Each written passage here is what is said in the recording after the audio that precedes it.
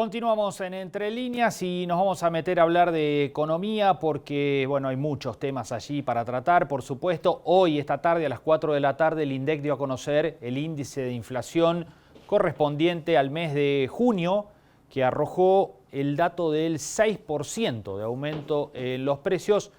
Y aquí los alimentos sirvieron de amortiguador esta vez, como muchas otras veces fueron el que disparó, el que traccionó la subida. Bueno, ahora fue un poco el que desaceleró ese rubro, la escalada general del IPC que dio a conocer el INDEC. Dentro de alimentos hay un peso pesado que es carnes, que sabemos tiene un peso específico muy importante dentro del IPC, del índice general, y la carne está teniendo movimientos muy suaves de aumento. De hecho, en el último bimestre aumentó 2% y 2% mensual, lo cual claramente es un ancla para primero el rubro alimentos y después el índice general. Así que, ¿cuánto va a durar este ancla de la carne? Bueno, es una gran incógnita. Muchos creen que para la primavera o el verano, cuando a su vez el consumo se reactiva fuerte, bueno, ahí puede haber novedades y sabemos que la carne cuando se mueve de a saltos, no sube lentamente, sino que da saltos bruscos y después se queda estacionada en ese nivel o tiene muy leves movimientos, pero cuando salta, salta de verdad, salta de manera significativa. Por otro lado, por otro carril, el dólar, que ha recuperado sus movimientos, hay cierta inquietud allí dando vueltas. Hay algunos que lo atan a esto, a una dilatada negociación con el Fondo Monetario Internacional, con un pago de deuda que estaba previsto para comienzos de mes, pero que el gobierno decidió postergar para fin de mes, y el calendario corre y la negociación no se logra cerrar. Por eso, esa incertidumbre, muchos creen que tiene traducción en las carteleras del dólar, y de allí que hoy el blue, por ejemplo, haya cerrado en 512 pesos. Bueno, vamos a hablar de todo esto porque está un experto, el economista Salvador Vitelli, ya en conexión con nosotros y lo estamos saludando. Salvador, ¿cómo va? Buenas noches. ¿Qué tal, Gonzalo? ¿Cómo te va? Buenas noches. Gracias Bien. por la invitación. Bueno, muchas gracias por estar allí y atendernos siempre. Bueno, vamos primero al rubro inflación, lo que se conoció hoy, 6%. Decía al comienzo del programa, para el gobierno tal vez sea una buena noticia, 6%, teniendo en cuenta de dónde venimos. Ahora, no deja de ser un número realmente altísimo para un mes, ¿no? Sí, sin dudas. Si uno, por ejemplo, anualiza esta tasa que estamos teniendo hoy, está arriba todavía de los 3 dígitos. Entonces, si bien es un retroceso frente al número que tuvimos en abril, 8,4, mayo 7,8 y ahora un 6%, bueno, yo lo que comentaba es a no relajarse como sucedió en noviembre del año pasado, que marcó 4,9 la variación de precios. Hubo ahí algún grito de victoria, algún canto de alegría y terminamos en marzo, abril con precios yéndose bastante rápidos. Entonces, por ahora, sí, son 2 meses de caída consecutiva del índice de precios. Como bien comentabas, muy fomentado por la parte de alimentos. ¿Y cómo se ve esto fácilmente? Por el hecho de que la inflación del índice general está en el 6% y la núcleo, que quita alimentos y energía, el 6,5%. O sea, la núcleo quedó por encima de la general justamente por esto que comentabas del ancla que hizo alimentos. Y en términos de carne, sí, viene rezagado. Recordemos, en 2022 estuvo perdiendo en términos reales. O sea, ¿qué quiere decir esto? De que estuvo aumentando muy por debajo de inflación. Enero y febrero fueron meses en el que el precio de la carne se recalentó. La ponderación en el índice es aproximadamente un 1 a 10. O sea, cuando la carne aumenta un 10%, el índice de precios aumenta un 1%. Y luego ya tuvimos una relajada de los precios de carnes hasta ahora, donde, bueno, en la medida de que esos precios se mantengan relativamente estables, va perdiendo valor en términos reales por la misma licuación que genera la inflación que tenemos. Entonces, el 6% es motivo de alegría, por ahora no. Deberíamos empezar a ver bajas consecutivas. A medida que se baja más, cuesta más, pero sin dudas no es para estar celebrando, más bien para ponerse a trabajar y seguir en el descenso de la velocidad de precios.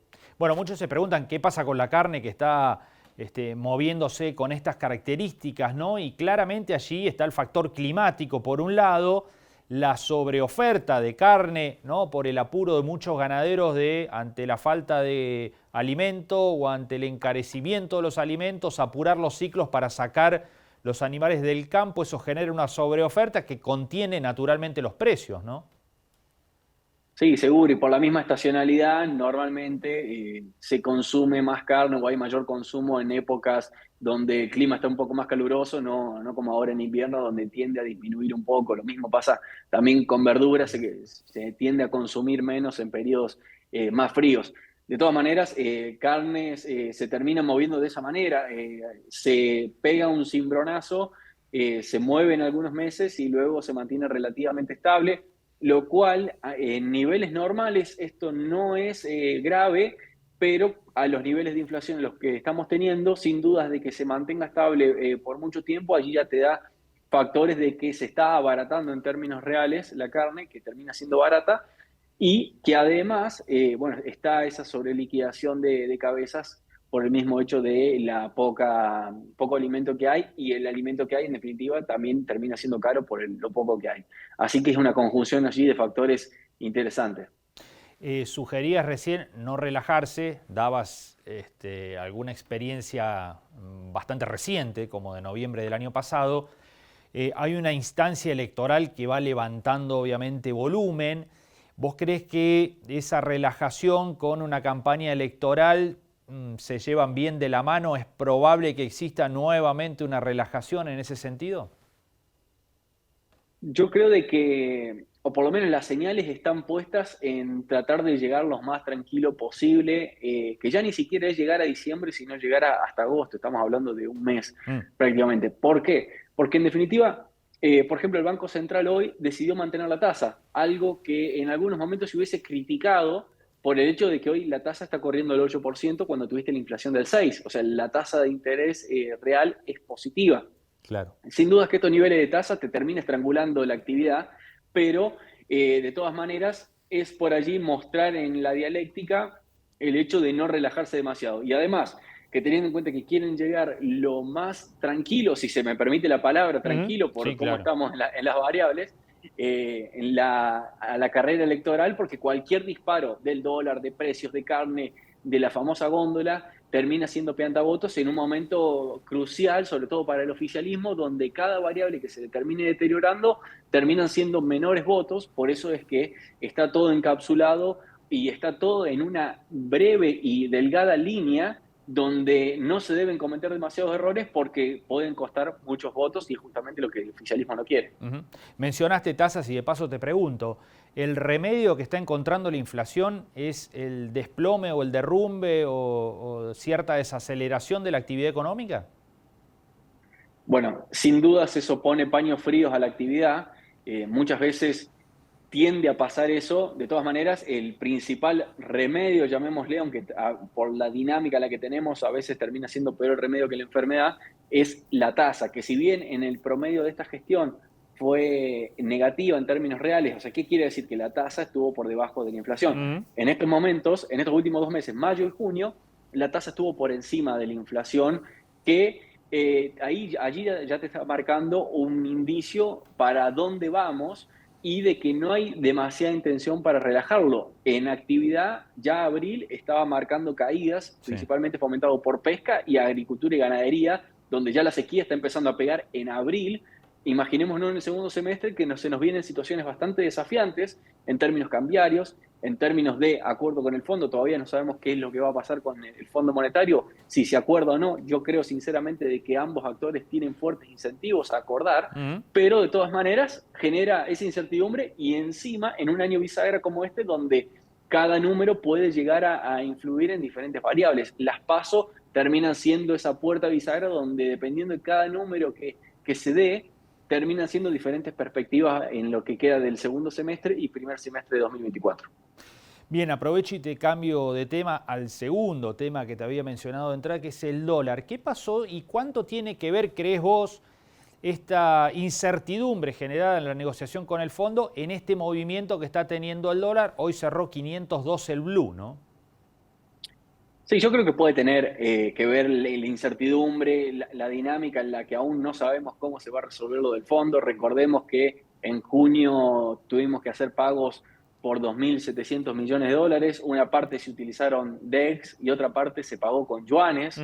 Y ahora en julio tenemos vencimientos por aproximadamente 2.600 millones. Y en agosto, ahora prontito también, que suman más o menos 3.500 millones de dólares. El problema allí es de que tenemos una ventana corta de tiempo para acordar con el staff y luego acordar con el directorio. ¿A qué va todo esto? De que en definitiva la situación de reservas puede llegar a ser o no muy crítica o crítica, no es que se va a solucionar, pero de allí esos son los dos escalones que tenemos de magnitud, de acuerdo a cómo se dé el acuerdo con el fondo. Yo creo de que las dos partes tienen intereses en acordar, pero no quieren ninguna ser condescendiente con la otra. Y eso, bueno, despierta cierta incertidumbre en términos cambiarios para lo que son las divisas. De todas maneras, el blue, recordemos, aumentó en abril con un rally de 19,3%, mayo estuvo estable, junio estuvo estable, con inflaciones de mayo de 7,8% y junio 6%. Entonces, en definitiva, a no asombrarse demasiado por movimientos que haga, porque en definitiva, si bien en máximos nominales estamos ahora en 512, en términos reales, es decir, ajustado por inflación, estamos muy lejos de niveles que hemos visto anteriormente. Por ejemplo, en octubre de 2020, cuando el dólar blue llegó a 195 pesos, es hoy un dólar de 950 pesos, si lo ajustamos por inflación. Claro. Entonces, qué lejos que estamos de eso, como para pensar en que realmente es un dólar de pánico o está pasando algo. Por ahora, paños fríos, es un movimiento relativamente normal, acorde a una economía que va mínimo al 6, 7, 8% mensual. Claro. Salvador, la última, con respecto al acuerdo con el fondo, ¿alcanza con que nos libere el horizonte de pagos y nos diga, bueno, lo de julio, agosto, septiembre, octubre, lo próximo que venga, lo pateamos para el final del periodo? ¿O aquí, además de eso, hay que conseguir desembolsos de dólares para fortificar las reservas? Bueno, la cuestión allí es crucial en dos aspectos. Primero, porque en definitiva, si uno mira los pagos y desembolsos que teníamos que hacer con el fondo, casi que el año era neutral, es decir, nosotros pagábamos casi lo mismo que desembolsábamos. Entonces, termina siendo neutro si se quiere adelantar o no. ¿Qué es lo que te permite, por ejemplo, que se adelanten los desembolsos? Que no tengas descalces en el que mientras vos le pagás, por ejemplo, 2.600 millones, luego ellos te hacen el desembolso de 4.000, como estamos esperando ahora, y quedemos en una ventana de tiempo con reservas netas bastante frágiles.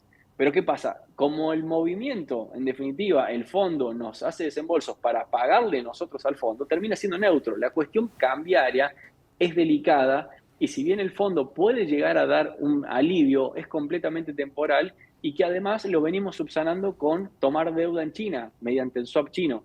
Entonces, la situación cambiaria es crítica, se debe resolver, estamos con reservas netas en torno a los 7.000 millones de dólares negativos, y esto no tiene demasiadas perspectivas de mejora para el segundo semestre, donde el Banco Central en el segundo semestre, de manera histórica, es vendedor.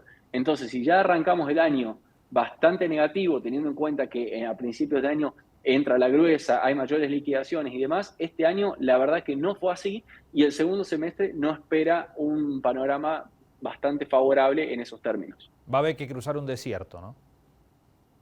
Exactamente, queda la verdad un largo trecho por cruzar y los momentos cruciales van a ser segundo semestre de 2023 y primer semestre de 2024, de acuerdo a cómo se dé la fórmula presidencial nueva y qué planes económicos y de estabilización vayan a tomar teniendo en cuenta la macro actual. Bien. Salvador, gracias como siempre, muy amable. Gracias por la invitación, que tengan buenas noches. Hasta la próxima.